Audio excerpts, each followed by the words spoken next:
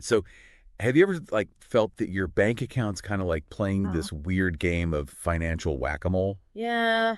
Like it's overflowing one minute and then the next you're like Right. scrounging for change. Yep.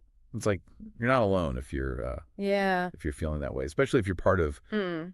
that 44% of Americans who are juggling side hustles, freelance gigs, or Yeah. anything with an income that just enjoys Yeah.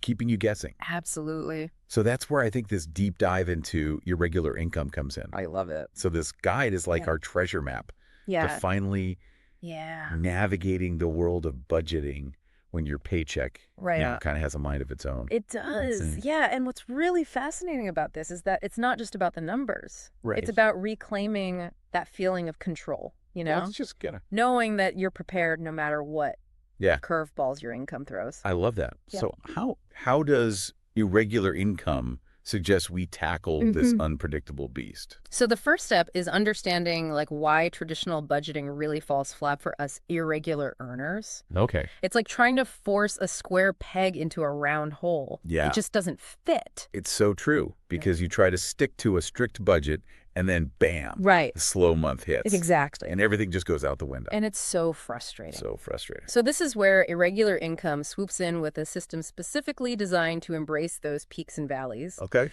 And the foundation of it all is establishing what they call your baseline income.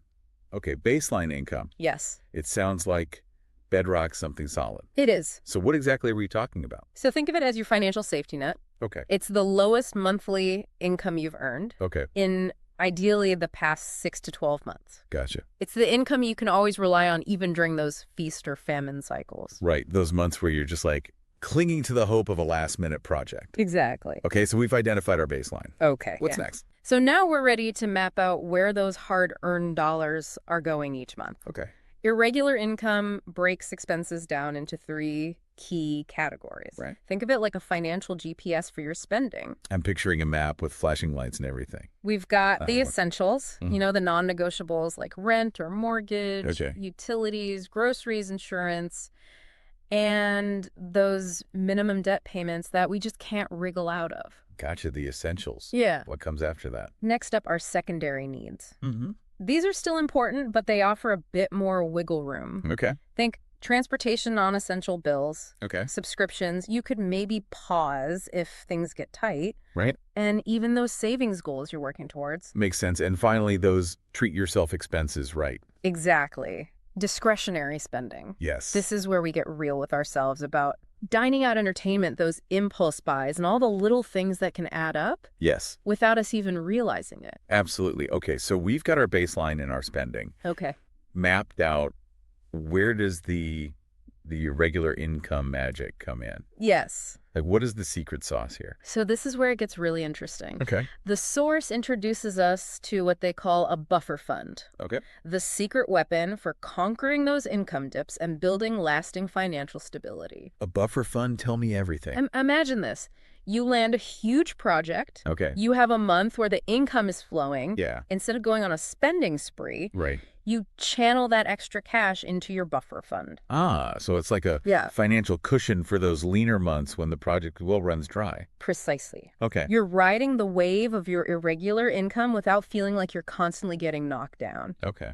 Irregular income recommends aiming for 3 to 6 months worth of expenses in that buffer. Wow. 3 to 6 months. I'm already feeling calmer just thinking about that. Right. And remember, we're talking about those expenses based on your baseline income, Okay. not those high rolling months. So it's achievable, Exactly. even if those high income months aren't a regular occurrence. Exact. But this system isn't just about like stashing away extra cash, right? Right. It's about how we actually budget too, isn't it?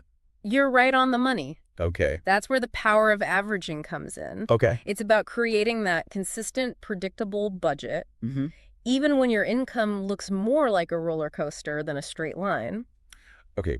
Break it down for me. How do we actually average our income for budgeting? Irregular income suggests taking your total income Okay. for the past 6 to 12 months Mm-hmm. and dividing it to get your average monthly income. Okay. And then you build your budget around that average figure. So instead of adjusting our spending every single month, Yes, we're creating kind of a stable plan exactly. based on the bigger picture. Exactly. And here's the kicker. any income that exceeds your average Hmm. straight into savings or debt reduction. Whoa. You're essentially losing those high-earning months to create a more secure financial future. I love it. So it's like smoothing out Yes. those income bumps and using the momentum to like propel ourselves forward Exactly. financially. Yeah.